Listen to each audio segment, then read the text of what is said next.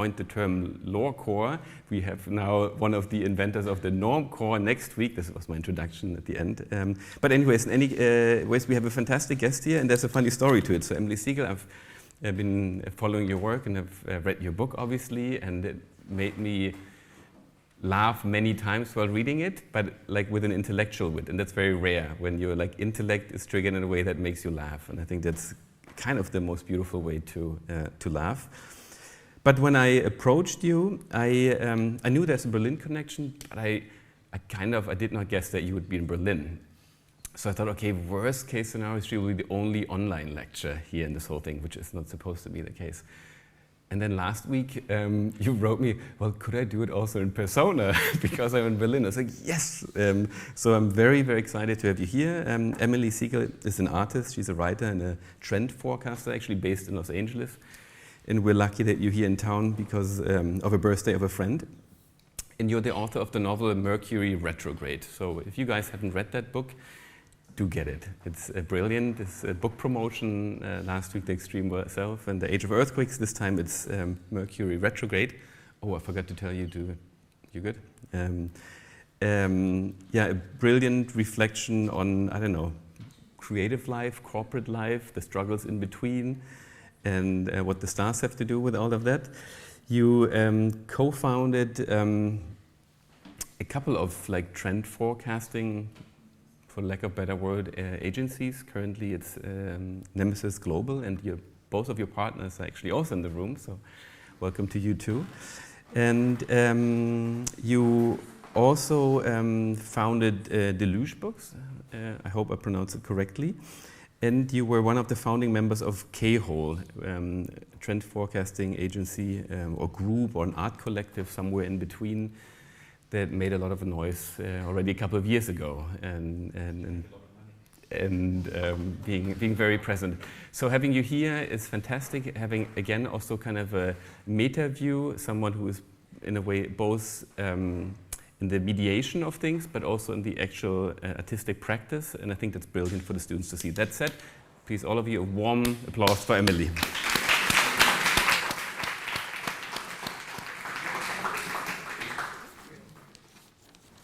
Okay, can you hear me?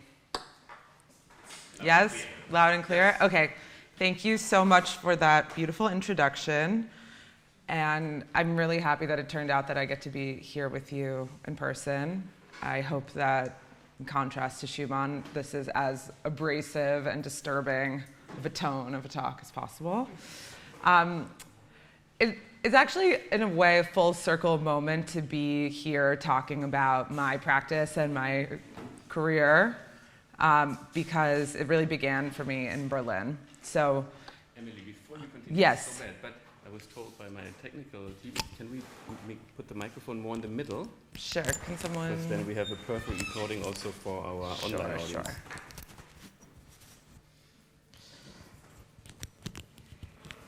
How's that? How does that sound? Okay. Can I just put it back? It just kept falling off. No worries. Okay. We're good? So, cut, rewind. Okay. Okay, perfect. Where was I? Basically, what I was just beginning to say, and I'm happy to say again, is that I really started my proper practice in Berlin and as a student, so this is kind of a perfect full circle moment. I was born and raised in New York City, and I went to college at Brown University in Providence, Rhode Island, and I was studying literature and philosophy. And I was interested in some German literature and philosophy, and I was also very interested in the activities of a couple of friends of mine who were much older than I, who had moved to Berlin and were partying and having fun, and I wanted to go hang out with them. So I decided I was going to learn German, study German literature and philosophy, and come study abroad here, which I did. And the first project that I ever did that kind of really went out into the world was a magazine, really a newspaper called Der Zeit. Not a lot of people have seen these images, and I had to really dig through my email to find them. It was the newspaper for Mercedes-Benz Fashion Week in Berlin. I was 20 years old. I was completely obsessed with magazines and small publishing projects, and that's a theme that you'll see through all of my work to this day. And I had come into contact with a few Swiss art directors who had kind of thought, oh, maybe it would be interesting if they, they did something for Berlin Fashion Week, because these other fashion weeks had newspapers. And they've said, we can do pictures if you can do words. I loved the idea because, as is probably obvious already, I'd never done anything before, really. So it was I felt like it was my opportunity to go make a big push toward doing something. And I put on my best thrift store / H&M outfit and sat down with the marketing person from Mercedes-Benz who was responsible for the budget for this, and basically lied about my history as a person who made magazines and newspapers and managed to wrangle a budget to make this magazine, which was extremely exciting. I remember that we got in trouble for this issue, the art issue with the statue, the third one over, because it has the word AIDS on it. We interviewed the art collective, art duo, really AIDS 3D, and they said, this is a Fashion Week magazine, it's supposed to be fun, you really shouldn't be writing articles about AIDS. And we had to say, it's not about AIDS, it's about this art collective that now you're going to learn about in our magazine. Okay, so anyway, that was sort of the beginning of it all, and because it's this full circle thing, and I never ever talk about it, but it was super important for me as a learning experience, I thought I would bring it up here. I think when I think back to that experience, what really hits home to me as a lesson and as a takeaway for further projects to come is that there was a point where the funding had fallen through, some point in this hustle where I was trying to sort of get us a little bit of money so that we could print this and design this magazine. And I remember that I still went into the studio and was still working on the magazine anyway, even though technically speaking it wasn't going to happen, because I just loved working on the project with my friend, and I was so excited about learning about how to put it together that it almost like I didn't even register that it wasn't happening.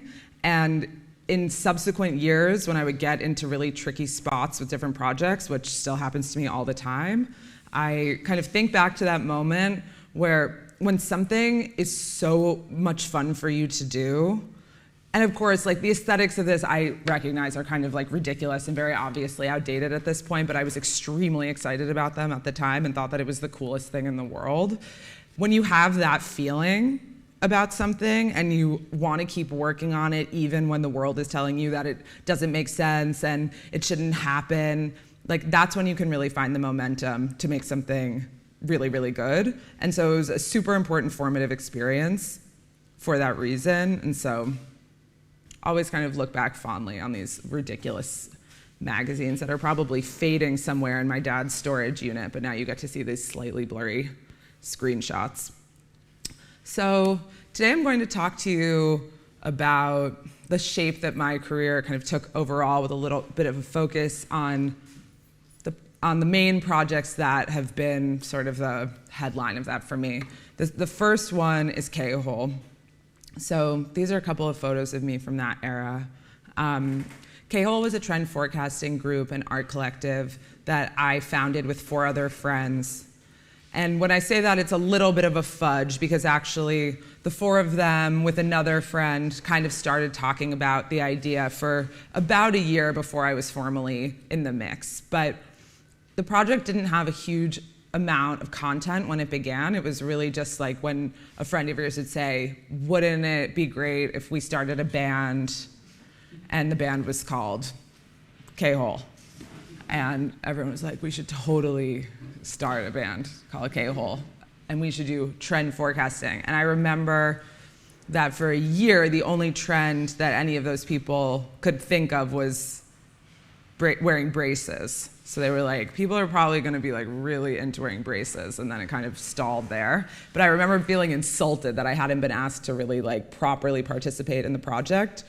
And actually, because I had done Der Zeit, this magazine in Berlin, I had a lot of experience also from school, from being the editor of the newspaper in the university. where I went, I knew how to physically and technically make a publication. So I knew about InDesign, I knew about image editing and formatting, I knew about how to proofread and copy edit texts. I had been on the phone with the printer, I picked up the wet paper and gotten ink on my fingers and distributed it all over town in various places. And it was actually that technical skill that was the reason why my collaborator, Greg Fong, who was another one of the founders of K-Hole, decided one fateful day in a Chipotle, which is kind of like a fast food Mexican chain. I don't know if they have that here. On 9th Avenue in New York, Greg and I met this Chipotle, and he finally asked me to join K-Hole, and I was like, finally. So I had graduated from college. I had a degree in comparative literature, and I was graduating in this sort of post-financial crisis climate where publishing was totally tanking. And I was really, really worried about being able to support myself and live a normal life. And I'd always had this fantasy of making magazines and being a magazine editor, and I felt like that was just not really going to make sense. I was kind of trying to live out some harebrained Devil Wears Prada fantasy. I remember like I had one interview at Condé Nast, and it was snowing, and I remember putting on high heels in a drugstore and like walking through the snow like I was gonna become, Anna Wintour, and then I was like, okay, this isn't happening. And eventually I got a job as a publicist for this particular very legendary publicist in New York who worked mostly for art and socialite clients, and it was absolutely the wrong job for me. I was completely not suited to be a publicist in any way. I just would always be like, I think the journalists should just write whatever they think about this. And they were like, that's really not how this works. Like, you're supposed to manipulate them. And I was like, don't believe that that's the right thing to do. So I really was not well suited to this, but I did learn some of the technical things about how they were promoting a lot of exhibitions at the time that were sort of outside of big institutions in the city. And I was learning how you put together an event, invited the right people, reached out to the right people, et cetera. But I was bored out of my mind, and I was miserable, and I thought, I actually went to a psychic, and the psychic said, I know you're really worried about having your magazine. Stop worrying. By the time you're 27, you'll have your magazine. So I was like, okay, I guess I should chill, but I didn't really chill. And I started I basically used the space of this desk job to start stockpiling the ideas and concepts that would become K-Hole. So at the time, different friends of ours had junior jobs at various different small agencies, like intern designer or junior designer, or someone who worked at the desk, or someone who had a small research job, or someone who had a small strategy job. And they started finding on the servers of the companies where they worked these trend forecasting reports that were paid for by the companies that they worked for, and people paid tens of thousands of dollars a year for access to this information. And we, as a group, found the actual documents, which we started emailing around to each other with our work emails, to be completely astounding, super information rich, incredibly strange, with tons of alluring imagery, tons of neologisms, and kind of trying to take pop theoretical and sociological concepts and translate them into a more familiar language than the academic language that we were sick of from school. And we thought, well, this is a lot better than a lot of the art that we're seeing our peers make, and maybe we should make one kind of in the spirit of a zine. So it wasn't meant to be this Adbusters thing where it was a huge send-up of corporate culture, because we thought that was a little bit too simplistic and often ended up reinforcing the various things that they were trying to take down. This was more that we were obsessed with the format, and we basically saw that we had the ability technically to make one ourselves, so we thought, why not try it? The first issue of K-Hole, there were 5 ultimately, was called Fragmentation, and at the time we were really looking at the ways that different companies basically hid the way that different subsidiary parts of who they were connected. And so we created this process where we did huge amounts of brainstorming and figured out a way to do basically write a collective voice, write in the voice, sort of like how a magazine might have a house style. We started to kind of figure out how we could do one ourselves. So I was, from a literary perspective, which you'll see will become more important later, I became very interested in how you could actually create a sort of texture and tone of voice that was shared among a whole group of people. And we were very into taking away the sort of individual authorship that was at play. In between the various projects, or in between the various issues, rather, we did little projects. So you'll see here, like for each issue, we released the report as a PDF that was available for free online. And then we also made a USB drive that had the report on it and made a certain number of them and gave them out for free. So it was this idea that there was both like a free, both formats were free, but a digital format that anyone could download any amount of times, and then this ultra limited weird object that looked like a rubber bracelet but was actually a trend report. So you'll see a few of them there. We kind of launched it at this gallery in New York that no longer exists called Renwick Gallery, and people kind of seemed to think that maybe we were a real company. I was 22 years old at the time. We definitely were not a real company. We were kind of playing with the idea. We were very inspired by artist practices like Bernadette Corporation and General Idea, and this whole history of art collectives making media-based art and research-based art through the 90s, but we were trying to apply it to the moment that we were in. But instead of doing it within a corporate setting, we were just releasing it straight out into the world. Now, if you go on TikTok, you'll see oodles of people doing trend forecasting, but that actually wasn't a thing that was done very frequently at the time, or at all, in just like as a content vertical. Like that was something that was done as a business-to-business practice in a sort of like corporate or consumer setting. And we were basically using that as our blueprint to create something. The Getting Better Together poster was a series of works that we made for the Moscow Biennial of Young Art, which came after, I think, only one K-hole report had come out. And what the little picture that you see is of this sort of like early example of a health tracking bracelet called Jawbone that ended up not really popping off, like it went out of business. But we were making this sort of like imaginary, speculative kind of campaign around the idea of tracking ourselves. So we were like learning about things that would then become very popular, like nootropics or life extension, life extension technologies, or the idea of the quantified self, or like these different types of technologies that would allow you to gather data about yourself or do life logging. And we were using that as sort of a satirical framework to look at our real activity. It also was the occasion for us to create Twitter accounts, because originally we were using our Twitter accounts to track how we felt when we were experimenting, taking these different like mind-enhancing drugs as a way to kind of collect information for the second report. And in the middle, you'll see a Berlin advertisement for a deodorant we made related to the third report, which we released at Crapa Tuscany, which represented us in scare quotes. We never had any art to sell, so it was a little bit of a farce, but it definitely made us feel somewhat legitimized in the eyes of the art world.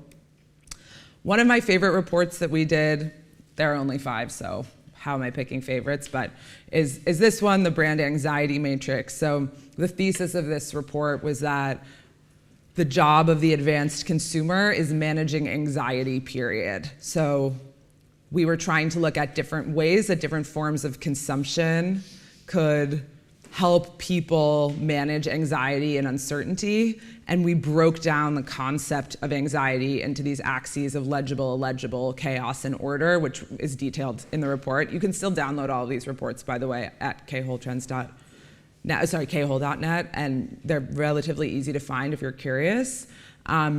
We were playing a lot with the idea of an infographic as something that could be visually exploded or messed with, and you see that here, where obviously there's a certain form of like distortion coming out of this blob, but it doesn't function as an ordinary infographic would.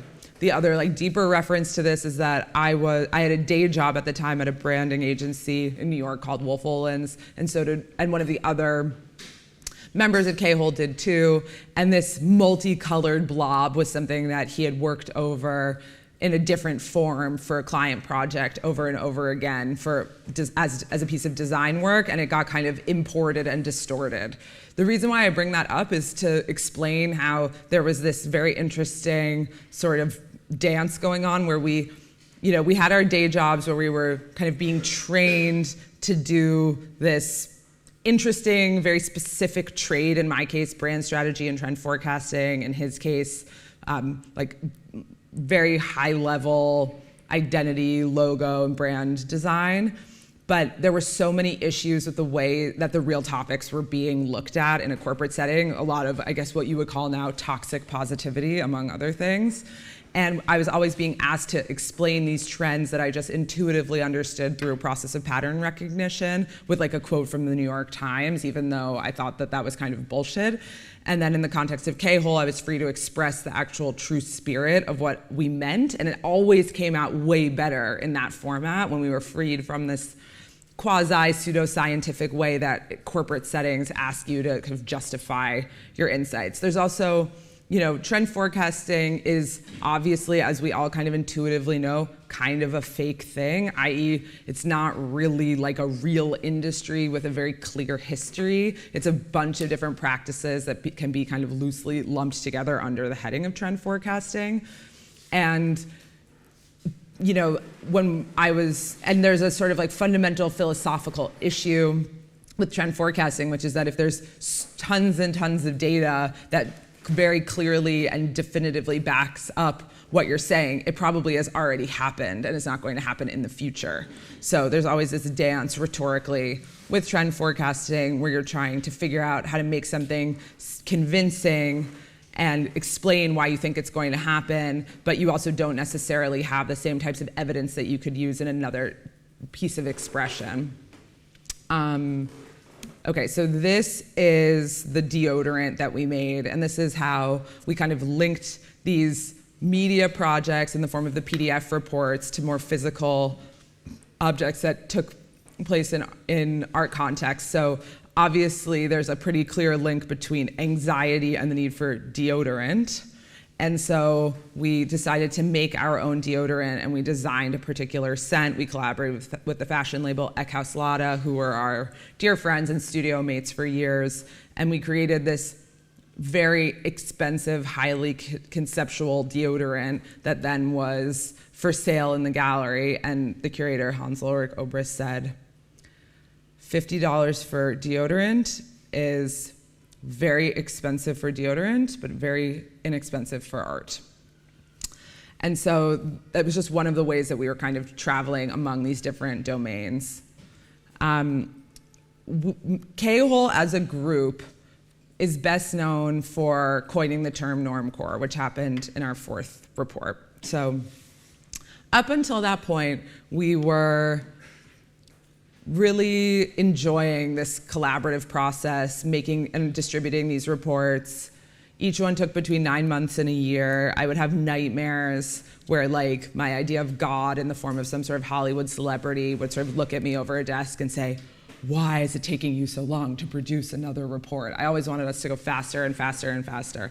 But one of the most interesting things about working collaboratively is that you obviously don't have control over the entire process. And so I was probably the person in the group who wanted to move the fastest and push everything forward, and then one of the other collaborators never wanted to do anything and always thought we should stop. And it was this push and pull between our two instincts that kind of gave us the pace that we eventually did have. And in the content environment that we're in now, it's like astonishing the amount of material that people pump out. But I actually think one of the strong points of K-hole is that we did take so long laboring over every word, every page, arguing about every image, every detail of it. We took it extremely seriously, and we fussed over it endlessly until we believed it to be perfect. And I do think that was actually a big reason why it resonated with a lot of people.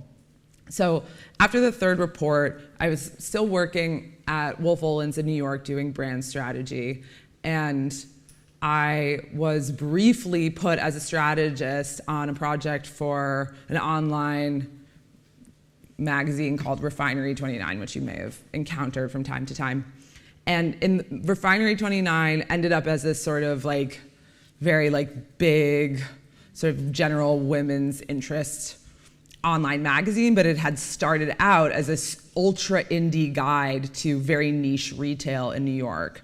And in the process of charting the trajectory of that media company, we came up with this idea, or I came up with this idea, I should say. It was not really a collective thing. I came up with this idea of mass indie. So the idea that things that were considered indie were now part of the mainstream, and the mainstream was made up of all of these sort of like equal and competing little segments of being indie. I was also kind of trying to translate a lot of theory I was reading about neoliberalism into like more familiar pop culture terms, and that's how the term mass indie was born. So then I started doing a bit of research about that, sort of ambiguously between my role at Wolf Olins and my role at K-Hole. And one of the things that we did in that process was this sort of like meme survey. So basically, we were starting to think about this sort of trap of hipster hypocrisy, this cliche that was very common at the time, where everyone would say, oh, all of these hipsters in Williamsburg think they're so different from one another, but actually, they're all the same. And that was just sort of this truism that was repeated over and over and over again, and it seemed quite stale. And then around the same time, we were being asked to sort of reflect on, you know, what does it mean to be a millennial? What does it mean to be a generation? How do you name your generation? Like, you know, what makes this generation different or special or not special? And we started to focus on this idea of coolness and specialness. And Keaton Ventura, who is a friend and collaborator of K-Holes, but not officially part of the group, helped to create this meme format that we kind of used as a survey tool. So trying to look at the different ways like people thought of what was cool. So I guess at that time, my friends thought SoundCloud was cool. My parents thought cycling was cool. Society thought things like Kickstarter were super cool. My boss was a very healthy eater, so kale was it for her. I was obsessed with Rihanna, which is extremely predictable, but I still adore her look in that photo. And what is actually cool was whatever I believed to be some sort of like fantasy at the time of social justice. So bear with me. I was sort of in this period of really like trying to figure out where I stood politically, because I started working just as Occupy Wall Street was really popping off in New York, and I sort of spend time on the fringes of that, but then I had a corporate branding job, and as someone who had come up in a very indie paradigm where the worst thing ever was to be a hypocrite, I was very, very confused. So I spent years like reading Mark Fisher at my desk at the branding agency and torturing myself. We can talk about that more later. So we ended up creating this report called Youth Mode. And funnily enough, the term youth mode is what we thought was going to be the kind of like major takeaway term from this report.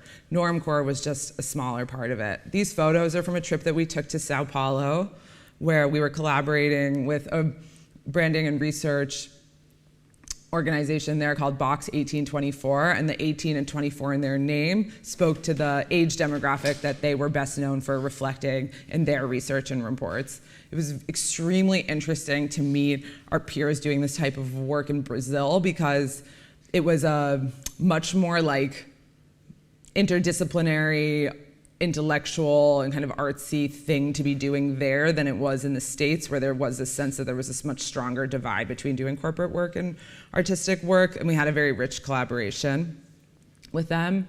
And in the process, we coined the term normcore. And so it's actually a lie to say that we coined the term normcore. It's a lie that I say very often and have been saying for years, so it's very natural to me, so you probably didn't think I was lying when I said it, but it's not exactly accurate.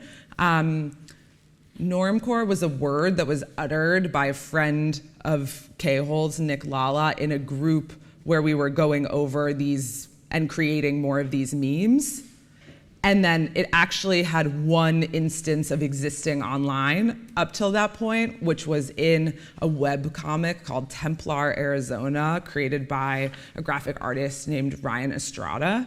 It didn't really have a meaning at the time, so I do think it's accurate to say that K-Hole gave normcore meaning, and in that sense we coined it, but we did not string the letters together in a novel way. I'm not really sure if you or anyone else cares about that, but I'm just making that distinction so once and for all, it's clear.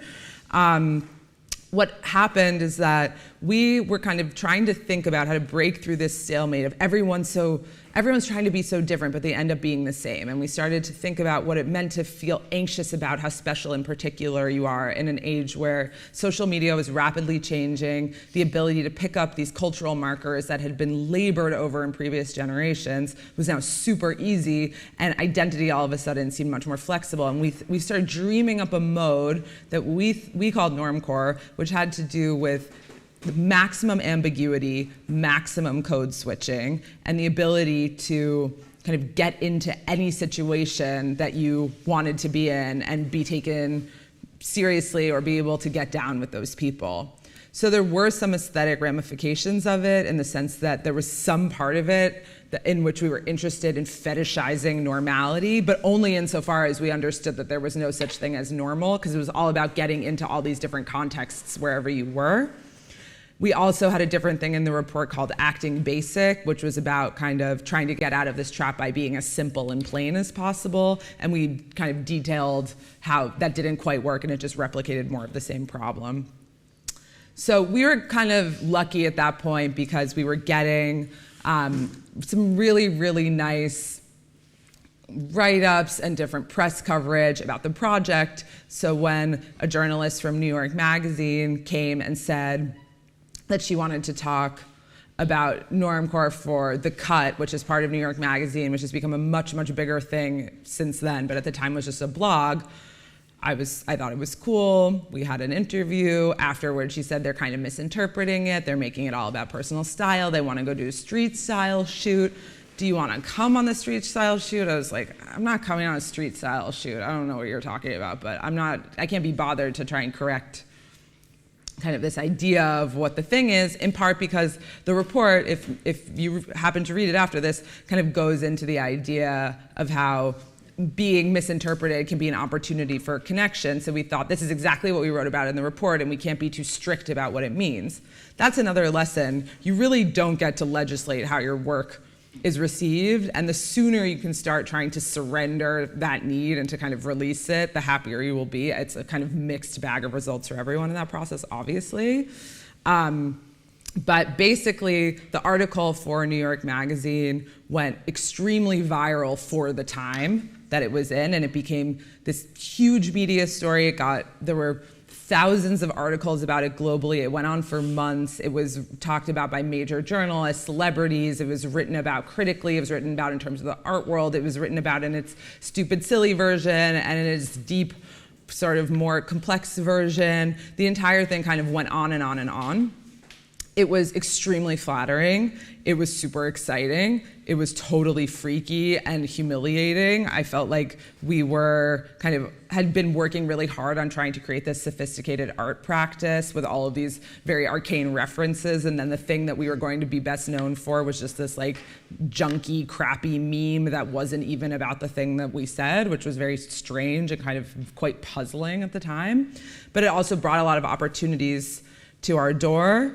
And that's when we got the opportunity to start consulting for bigger companies and started trying to make money through K-hole beyond just the like small commissions we would get from different art contexts, which was a very interesting experiment and a kind of rocky road. Our fifth report was about the idea of chaos magic. If you know anything about magic, you'll know that we did not invent chaos magic. Was really most popularized from a few different magicians. It was very popular around certain circles in the 90s in England, but then the newspaper The Guardian, hilariously reported that we invented chaos magic, which I loved. This is the fifth and final report that K-hole put out, and shortly after that we decided to disband and for everyone to go on and kind of work on their own projects independently. One of the projects that I started after that was a small strategy consulting firm called Nemesis. The partners that I work on that with are in the room with us right now. So Nemesis, basically, took a lot of important learnings about how to do this type of work from the K-hole experience, but then also married it to the sort of intellectual and critical and aesthetic preoccupations of me and my collaborator, Marti Kaliala, who's here with us. And it was a way to continue looking at working on projects for clients as an opportunity to do interesting cultural research and to bake an intellectual endeavor into a small business. But it wasn't, we decided that we didn't want to do this sort of like the more like art, contemporary art focused performative part of it, because I felt like that had been well done by K-hole, and then it was also kind of a trend in the post-internet era to do things as a performance, and that was getting very tired. So we have worked on tons of projects for tons of clients, mostly in luxury, technology, and culture, and we also release reports based on our research for everyone to read. Our website is nemesis.global, and these are some of the images from our most recent report, which is about Max Payne. This is sometimes how we explain what we do when we're talking to people. We are a strategy consulting firm. We're based in New York, Los Angeles, and Berlin. We do those activities with those clients, and then we also have all these cultural projects that we independently have done, past, present, and future. Happy to answer more questions about that. In the introduction, Lukas was very, very generous and kind talking about my book, Mercury Retrograde. This book actually started out as my desire to take the different essayistic and critical and theoretical writing that I'd done during the K-hole years and put it together into a book. And I thought that I would create a narrative spine that could kind of hold those different essays and fragments of texts together. But I found that when I actually started working on that part of it, it became a novel. It became fictional. It became a mix of true events and fake events. It's a work of autofiction, so it means it's partially true and partially made up. And it ended up focusing much more on on a fictional company called X, which was based on the company Genius, formerly Rap Genius, where I had briefly been creative director. And I used that company as this way to look at this period after Occupy Wall Street and before Trump was elected, where in New York, different forms of capital, different types of technology came together with art and media and downtown culture in a very decadent way.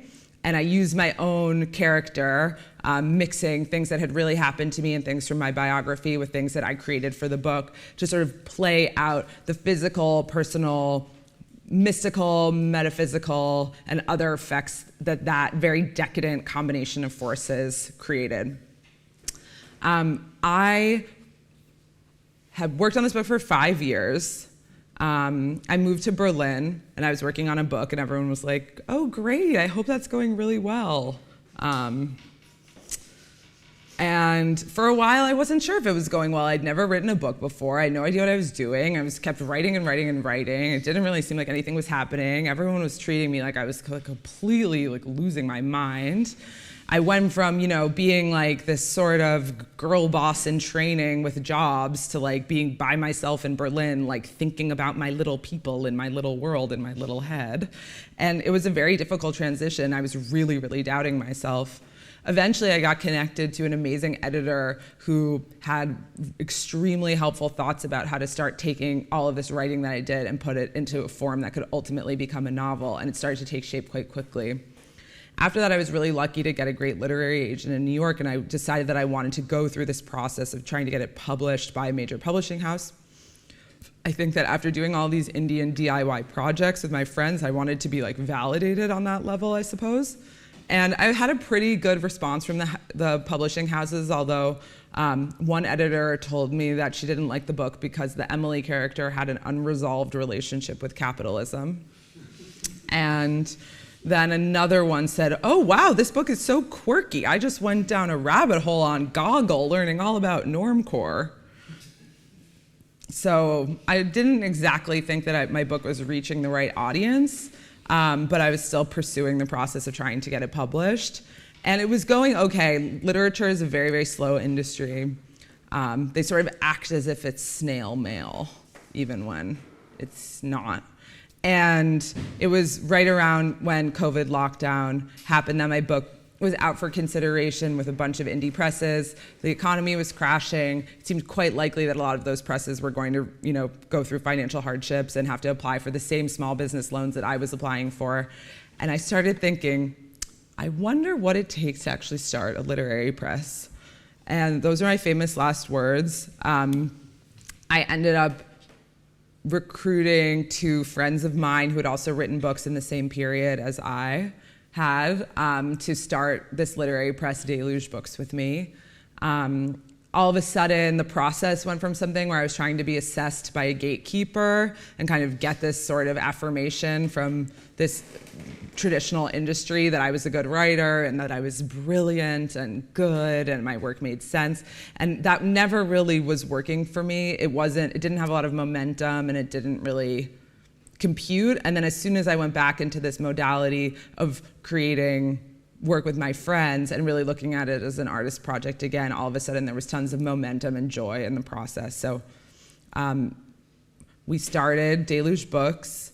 We worked with friends at a design studio called Violet Office, who are in New York and LA, who are old friends of ours, who basically hooked us up with a lot of design. We use a particular print-on-demand service that's synced up with one of the biggest global distributors of books, which means that our books are not sumptuously fine objects, but they have what are, in my opinion, cool covers. The idea is sort of like you can wear a Gildan sweatshirt with a print on it that makes it work, and the actual garment or the actual thing doesn't need to be that fancy. And because of the distribution network that the technology is part of, it is instantly globally available, which meant that lots of different people in lots of different situations could read our books. The idea is that we wanted to bring together this idea that you can do advanced literary experimentation, think about things on a high level, play with language in a smart way, but also create something that's fun to read, interesting, plays with genre. And also, everyone who started the press is queer, and we were kind of sick of a more like trauma and heavy identity-based queer publishing tradition that at least was going on in the more mainstream publishing circles in the States, and we wanted to come up with a more expansive context for queer publishing. And so we've published 5 books so far. You can see them here. DelugeBooks.com is our website if you would like to take a closer look or even buy one. And we have a number of other books in the pipeline. We're actually publishing our first book in translation, which will be translated from German. So there's another full circle moment, but I can't say what it is quite yet. But it's very exciting. And that is the story of my life. Thank you so much for having me. I guess it will be time for questions now, and it's really a pleasure to be here with all of you.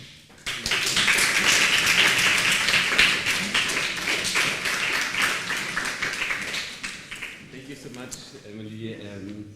As you said, the story of your life. Thank you for the personal introduction into all of this. Also, take away from last week. Start with the personal histories. That's where it gets the most exciting. Actually, I was curious, maybe to break the ice. Now, you guys get ready for your questions. And again, no such thing as a stupid question. You mentioned that you've studied comparative literature or German literature and philosophy. I kind of studied the same thing, and I always wonder what I took with me into my practice, which is very different to what I studied. Do you know what these studies taught you, or what you took with you in your future career? Absolutely. I mean, I learned a certain type of deep critical thinking that could be applied to everything, and I worked with a professor who was trained in post-structuralist tradition of literary criticism, which meant that we did an enormous amount of super close reading and breaking down things word by word. And that kind of very fine-toothed comb approach to looking at literature, but also other forms of media, definitely was happening with K-Hole as well. I also did a lot of cultural studies when I was in university, and that was actually one of the first places that I started thinking about how brands were these media objects that function in the world commercially, but also had other effects, and it kind of encouraged me to look at it more expansively, even though in that setting it would have been crazy to kind of take it to the place where I took it. So I felt very inspired by my studies, but the other link is that the best part of my studies were being with my peers. That's just how I learned. So I got excited about school because I had really interesting and smart and motivated friends who were super into school, and it was our dialogue that really helped me learn. This is also maybe, while you get ready for a question, what I'm trying to bring across in this lecture series, that it doesn't really matter so much what you study, what you end up doing afterwards. No, if Schumann came here as an architect, he's not really building buildings, but he's building other things. And so that's, I think, it's more a way of learning, a methodology. Okay, first question here for you guys. Who dares to break the ice? Yes, please, first row. And as loud as possible so the online audience can hear it as well. I was curious in this process of collective writing that you did at K-Hole and that now you're doing again at Nemesis. Because I've only tried it once to write a text with two other friends, and it was like so hard to, find a shared voice. And I was wondering what you took from K-Hole into your forecasting writing at Nemesis, and what you have sort of tweaked in that process. That's such a great question. So the question is about the process of learning how to write in a collective voice, which is not something that is that common, although in another way it is because it's done commercially all the time. So, or if you look, if you would read an old-timey magazine like The New Yorker, that has a house style and a certain way that things sound. So in a way that even though those articles aren't explicitly collectively authored, they are functionally doing something similar. It was a very practical thing. Basically, we would brainstorm all together, and then different people would talk while different people took notes. Eventually, we would start moving those notes around in a Google Doc. I have no idea what it would have been like to try and do it without the beginnings of like cloud-based collaborative software that made it simple to do that on a sort of technical level. But we would move around the notes and try and clump them into thematic buckets, and then look at them again and discuss if anything new emerged from it, and then make a little outline and then split it up into little chunks, and each person would go away and supposedly write their little chunk. However, no one would ever actually write the thing they were supposed to write. They would write something else. So we come back with whatever else everyone had written, and we would put it all together. And then in the middle of the night, one of us would wake up and change a bunch of things. And then another person would change a bunch of things. And then we'd all sit together and we would verbally go through every sentence and edit and change it over and over again. And we used to get into screaming fights about conjunctions. It was so intense, because when you think something is super cringe and someone else is trying to force you to do it under your own name, it feels really, really scary. And so we went through a lot of those power struggles, but eventually it was really our humor, because we shared a humorous sensibility, which is kind of what made the whole thing so much fun, that broke through, and through it just a huge amount of repetition and practice, it became more natural. And Nemesis is fewer people. It was for a number of years just me and Marty, and now we have a third collaborator, Lucas. We bring in other collaborators for specific projects, but in terms of doing the reports, we're the only ones working on them. And writing with 2 people is simpler than writing with 5, but it's not totally dissimilar. A lot of trial and error and a lot of sort of verbal and textual editing. And next one, Severin.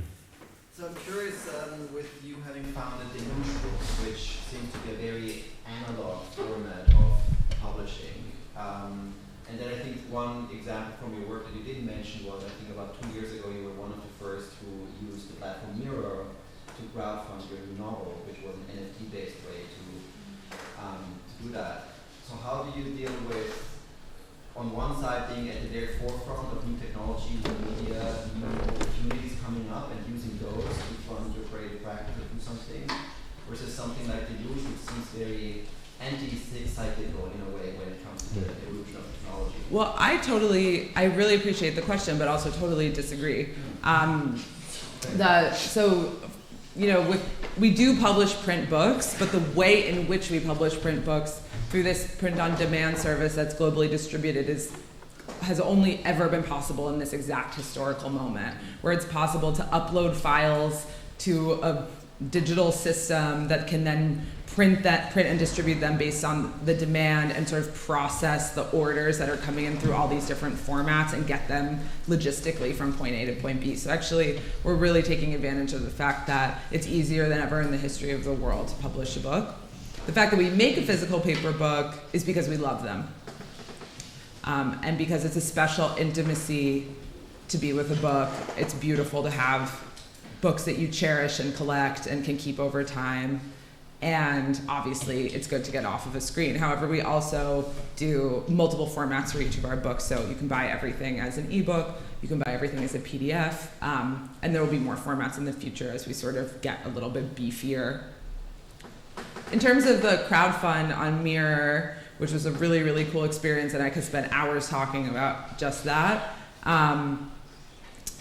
it was definitely part of just an experimental urge to kind of try anything possible to figure out how I was going to be able to write this book that I was so excited to write, that I needed a special type of support for. And I think because it was about a novel and something that everyone knows is this kind of like hard type of project that takes years to make, and in the context of NFTs, there was lots of junk that just seemed like it was made in 2 seconds floating around. There was something kind of charming to people about the idea of using something NFT related to fund a novel project, which was awesome and worked out super, super well and was an enormously significant form of support for me. But I would have written the book anyway. So if that hadn't worked out at all, like if nobody had cared and I hadn't gotten any money from it, or if it had blown up in some other bad way, I still would have written the book. So it was more just kind of part of my, it was really part of my desire to write it, because, you know, Shuma probably knows, writers here know, like, coming up with a book that you really want to write, it's like falling in love with someone, you know, and then not being able to write it because you have other things going on, or you have to really spend a lot of time doing something else, can be like as painful as not being able to see someone that you really want to see. So I was just kind of like desperate to work on this project, and I was willing to kind of experiment with anything. I also just think it's super, super important for the literary world to catch up a bit to the ways that other disciplines use technology, because it's very, very, very, very slow. And it doesn't operate in an interdisciplinary way at all. And that can be charming, sort of, but it also, I think, holds back literary production. So part of what I'm trying to do with Deluge is make the experience of writing and reading books better for everyone. And that involves experimenting with new technologies when we can, or when we think it makes sense. Okay, I have a follow-up. You have Enno and then Schumann.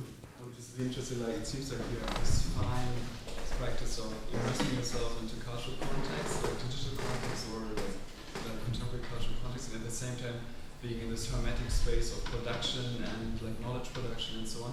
Like, how do you manage this in like your daily professional life? How do you switch between these worlds? How do you manage to really focus on the damn work that needs to be done, and at the other time immerse yourself into the context that you need in order to source your work from? That would be just something. It's such a great question, and I wish I had a good answer. What I can say is that they complement and feed one another. So when I get too lonely and bored writing by myself, which does happen, or burnt out on that type of intellectual work, it's a relief to have to research some sort of cultural topic, or have an opportunity to talk to lots of friends, or to travel somewhere and observe things. And then when I feel kind of exhausted or overstimulated by that, it's a relief to go back to writing and to be alone. So it kind of goes in and out, but I think that that's something I'm going to probably be figuring out for a very long time, and I don't really have any sort of secret trick to it. Schumann. I was asked last week when I was standing up there whether I'd made a lot of money from our recent book, and I've always wanted to ask you, because you mentioned the fact that Normcore went viral. Yeah.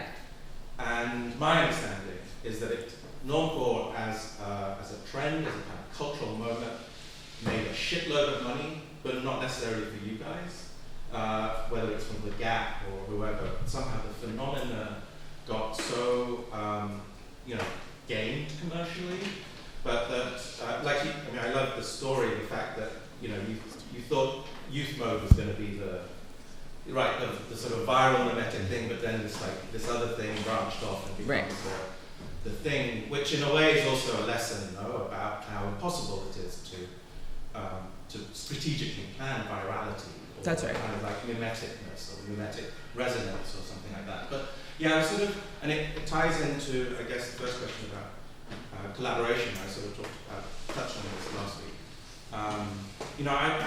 I'm curious how the sort of success of Normcore, not just as a cultural phenomenon, but as a cultural phenomenon that became a commercial phenomenon that arguably, I think, I can't measure how the hell to measure this, but I can imagine millions, if not tens of millions, maybe even more, was somehow generated off it. How did that affect you? Oh, I didn't see it that way. So so Gap did a whole kind of merchandising collection year based on Normcore that was not done in collaboration with us. And they lost $30 million the quarter that they launched that, so that kind of sucked for them. We weren't doing it to make money. We were doing it as part of an art practice where we were trying to understand the world and put language against it.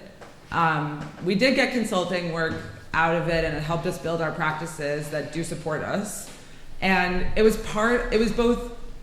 something that became big in the world, but it was also reflecting the world. And in that sense, huge companies that were going to be making tens of billions of dollars off of a particular style continued to do so. Some of them tried to make it more like Normcore and actually lost money because it wasn't really intended for that. So it's just not how I see it.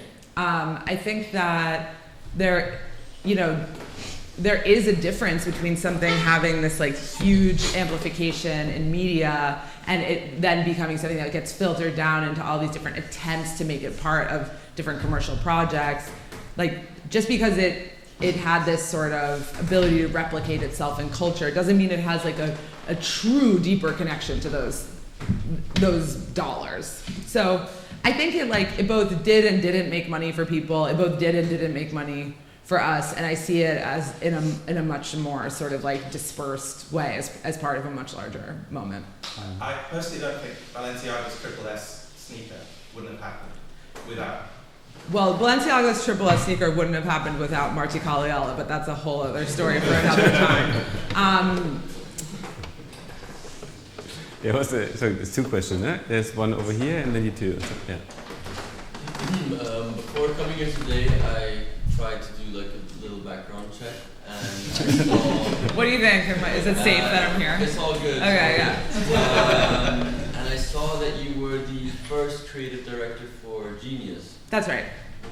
Why did you not touch on it today? Is it not I did.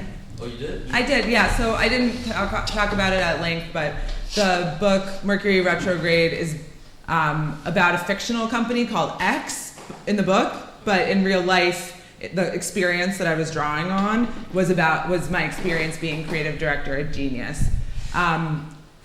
If you want to learn about a version of that experience that is both true and not true, you can read the book. And there's definitely lots to say about Genius, but it's kind of a whole conversation that's a little bit different than the heart of my practice because I worked there for a year. It was a super interesting experience. And then I wrote this book that has a lot about it, but I don't necessarily see it as like the most important part of like my work. But it is a job that I had. So, correct. Okay, I would have a follow-up, but first you, Florian. Yeah, well, also, first of all, thanks, Emily. It was really amazing. I've been looking forward to this lecture since Lukas confirmed your participation a couple of months ago. I don't know. And also, picking up what Schumann said, I'm curious about the transition from artistic creative practice to actually making money. Like, you've taken quite an interesting vector here from artistic practice into strategy and not into, well, you also do creative direction, obviously, but you're more on an abstract level, which fits well into this whole structural background of yours and so forth. But wondering how this transition looks like, and I think, as I said, it might not have made you money back then, the non-pro and cable thing, but it saves a lot of sales probably right now currently. And I'm wondering how your acquisition process looks like, what kind of methodologies how do you translate your approach into commercial projects, and So, what does the client get? So it's a great question. I actually, it's more accurate to say that I've been doing strategy and my artistic practice at the same time the whole time. So it's not like I went from being an artist to being a strategist. I actually started out from the beginning doing publishing projects, writing projects, art projects, and strategy projects. So I was doing them all simultaneously from the beginning, and I still am. My ability as I got older and wiser and learned more about the ways of the world to create structures to do that work that made sense changed, but the actual kind of day-to-day activities didn't change. So what I see the big difference being is that when I'm doing a project that is part of my own practice, I'm setting the parameters. I'm often thinking about things like art history or literary history or what it means to react to a certain moment in contemporary art or culture. And the entire project is my responsibility. I might bring in different collaborators to do it with me, but making sure that that vision comes to life is all about me and my responsibility, and that's what's going on when I'm doing something that's more of my artistic practice. When I'm doing something that's more my commercial practice, it often has to do with helping someone else achieve their vision. So what I'm doing is trying to look into topics that I might not be moved to look into personally, come up with thoughts about how to make what I'm learning most relevant to them, think deeply about different predicaments that different organizations are in, culturally, commercially, interpersonally, et cetera, and then give them the most helpful advice, whether that's in the form of language, image, product design, whatever it may be. So yeah, both of those tracks have been running simultaneously, and I personally view it more as being something that, where in one context, it's really all about my vision, and then in another context, it's about someone else's. Yeah, is there another question here? Before you have a follow-up here. Oh, yeah, but sure, that's fun. Is there one in the back? Yeah, let's give one here. Have you got any predictions that you ever got really wrong in hindsight? Sorry, I can't hear you. Could you say it again? Have you got any predictions that you ever got really wrong in hindsight? So maybe well, I don't think that braces were like a major thing. Well, okay, so Lukas and I did this report years ago where we were really certain that male nail art was going to be like huge, and it sort of came true years later in certain cases, but it wasn't huge on the level that we were predicting. I think I've gotten an enormous amount of things wrong. I've definitely, because you're always dealing with a particular context, and you're coming up with things that seem like they make sense in the moment. I would say most of the predictions that I make don't exactly come true in their form, but I hope that there's a kernel of truth or a thoughtful kernel in each one that does come true in a different way. And I'm always waiting and seeing. Maybe I have a follow-up now, Sure. Because you spoke often about your various collaborators, and you mentioned before how you work in clusters, but how do you really make collaboration work? Because it's a tricky, I think that was the first question, kind of also aiming at, it's the most beautiful thing, and that's what I'm trying to very much push here in this seminar, because again, as told, this is a mixed pickles here from all faculties, from all disciplines. But collaboration takes a lot of work, like you have to want it. And did you find like a recipe, like your key or your secret to a successful collaboration? Can I also just piggyback on that? Yes. The second part of my question is going to be, in my own experience, collaborations work great until the spectrum of money comes in, usually the absence of it, because at some point you need to make money. And I was sort of curious. It's interesting you use the word band at the beginning. Some bands have the lifespan of a moth, and then the Rolling Stones been going on since the Pyramids. And so, and I've read about collaboration, and sometimes I think that sometimes the thing with collaboration is the very thing that brings you together, like in a love relationship, can also be the thing that sort of tears you apart. So, I wonder. So what's your secret to it? Is there a secret? Well, I guess you'd have to ask my collaborators, but I'm not going to put them on the spot right at this moment.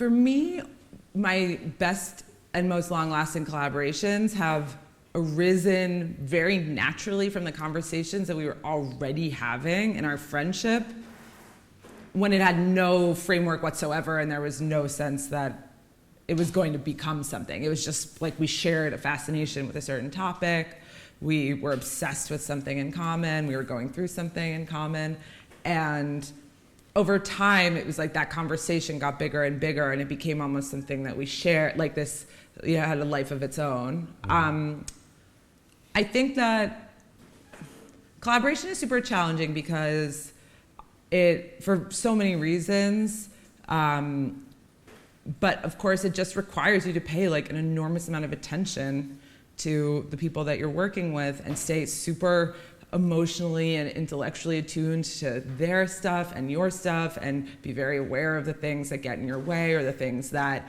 you might do that irritate them, and vice versa, or it's all kind of therapy stuff. It's like your blocks, your traumas, all of that stuff. And so it can totally like superpower and supercharge what you're able to do, but then it also can be super frustrating because all of that stuff gets kind of heightened and amplified. I don't think that there's any secret to it except for the fact that for the most part I've chosen as collaborators people that I really, really legitimately enjoy spending time with and enjoy talking to. And life is complicated, hard, oftentimes boring, lonely, annoying, etc. And if you find your friends really fucking funny and interesting, like it makes it a little bit less painful.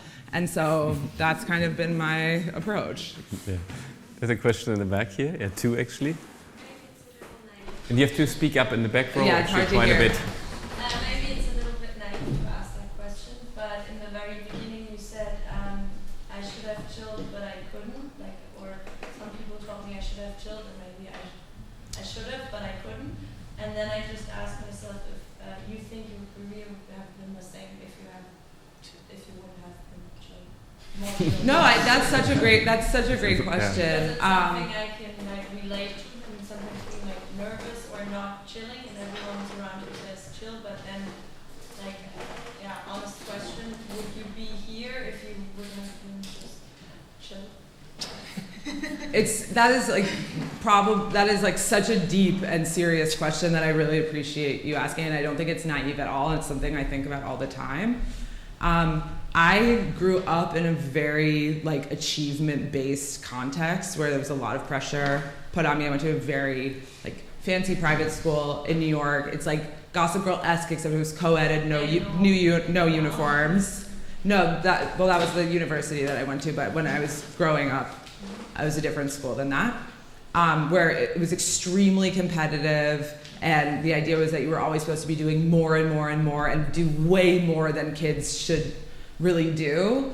And I totally wanted to win. I took it on. I didn't my brother was smoking weed on the roof. I was I'm gonna be the best, and that meant that by the time I was 25, I had serious problems and I basically burnt out.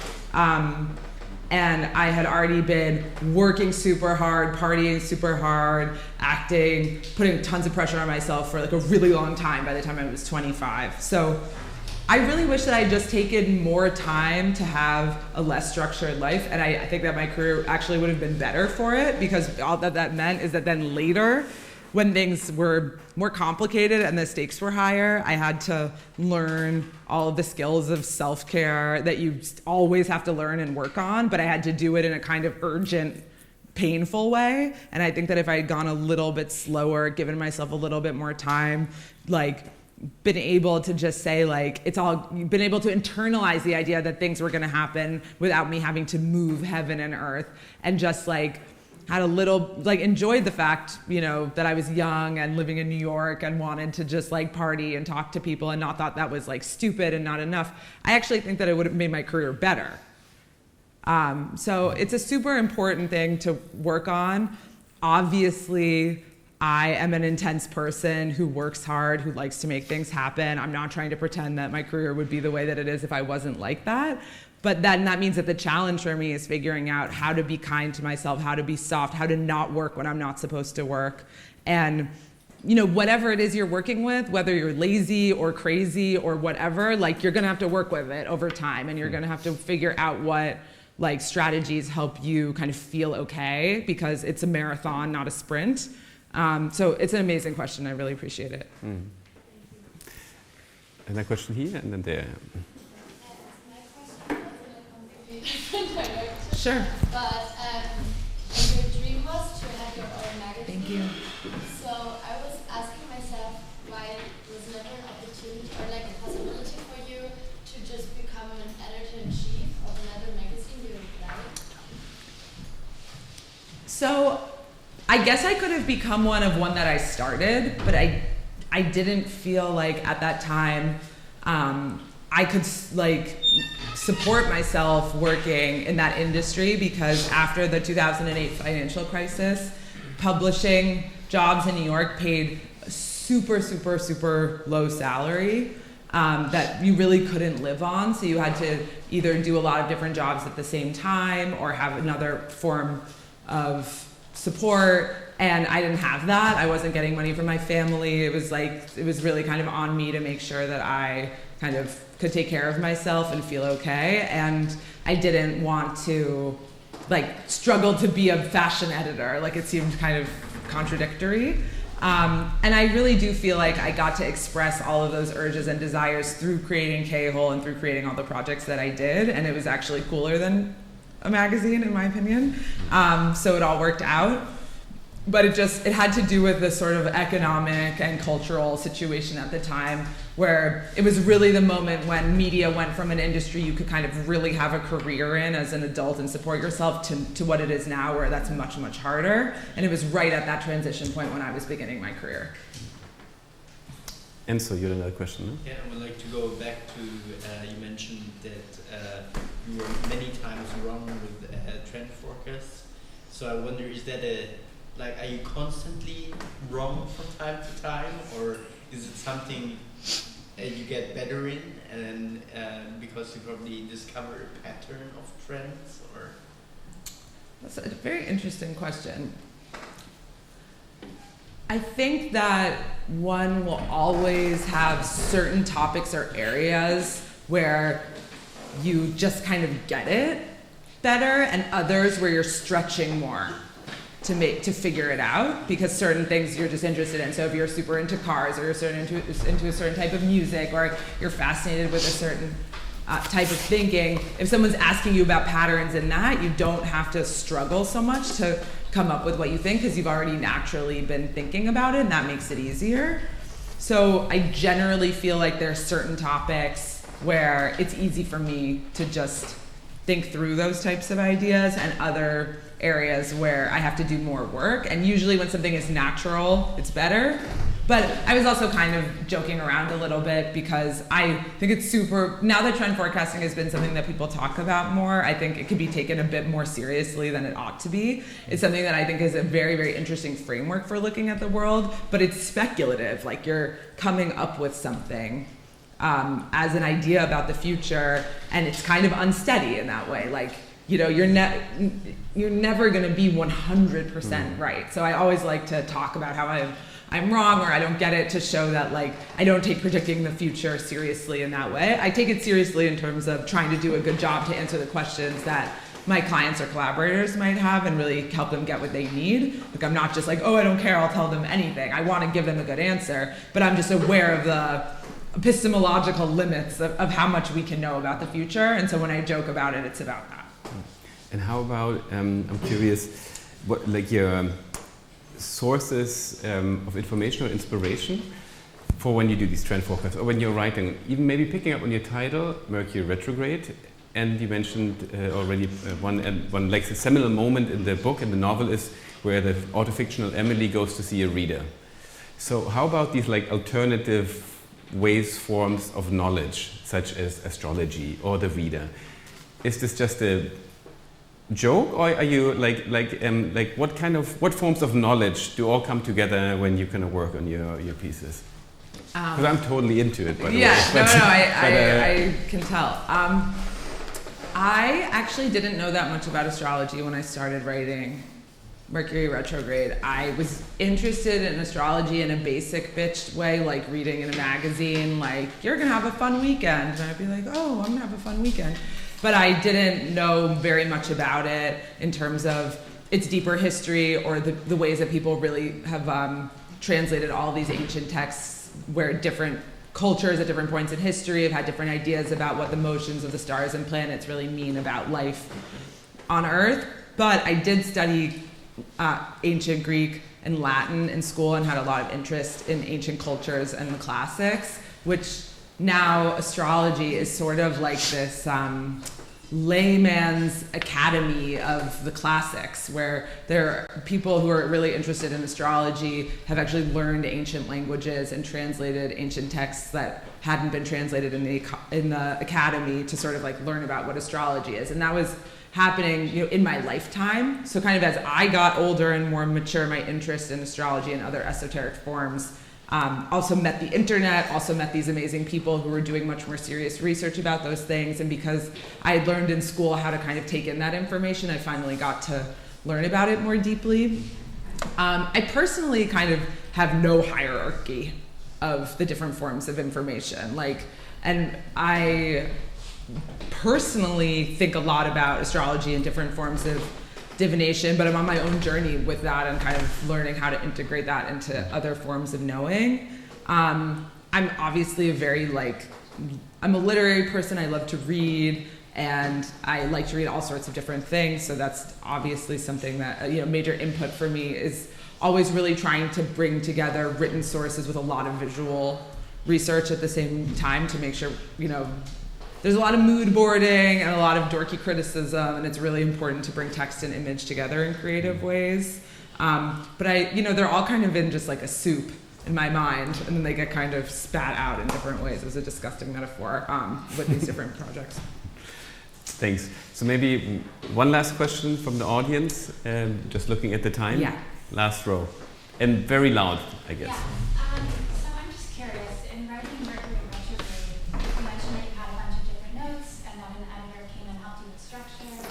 And I was wondering if you could expand a bit on the process of finding a story structure that worked for you, given the material you had already. Yes. And if there are any particular books that really gave you a lot of inspiration that you found instructive in that way. So I was very lucky to work with an editor named Christy Lang, who had been at the magazine Freeze for a number of years and then had recently left it and had a little bit more time on her hands than she had when she was working full-time at Freeze. And Christy took a very interesting approach to editing my book and decided that what she was going to do was she was going to take everything that I had written. Well, first she took everything that I'd written and she said, this whole 250 pages that you wrote, let's throw it in the garbage. And I said, totally. And then she said, this part, I'm going to take it without you telling me, and I'm going to put it into what I think the chronological order of it is. I've never heard of anyone doing this as an editor, by the way. I don't think this is like a thing.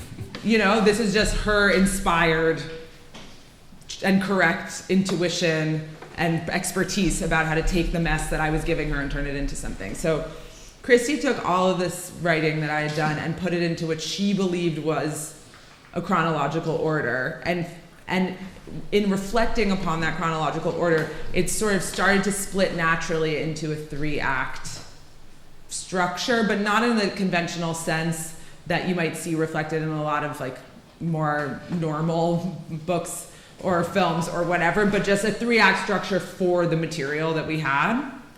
And then based on that reordering, I kind of wrote a new outline and sort of rewrote the book using certain parts fully as they were, rewriting other parts and kind of going through to make it make sense. And that's how it really started to take shape. So many books inspired me in the writing of Mercury retrograde. In terms of just general inspiration, they fall into a couple of categories. There are books like works by Douglas Copeland or Tom McCarthy, and especially William Gibson, that write about culture and the future in a very advanced, detailed way, and those were very inspirational for me.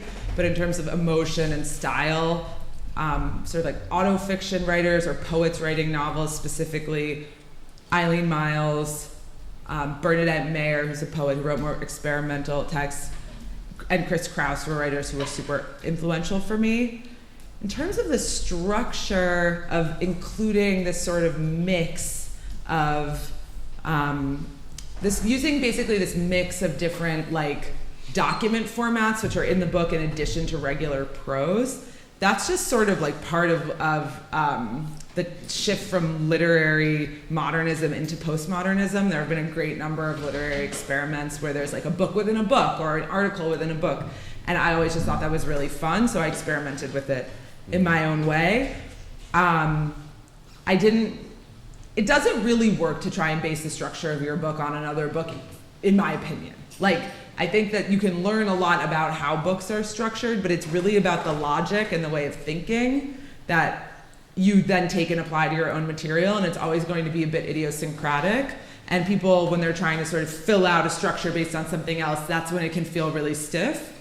So it's really, really important to examine the structure of books and to learn how they operate, and then to take it in your own direction. But I can say that the book Mating by Norman Rush is one that I've read it so many times that I knew the plot of it so well that sometimes I would think of it as like, okay, where is she, the main character, in the beginning, and where is she in the middle, and where is she at the end? But that book has nothing to do with my book. It's like, it just as a touchstone in my mind, because it's very familiar to me, is something that I would sometimes refer to.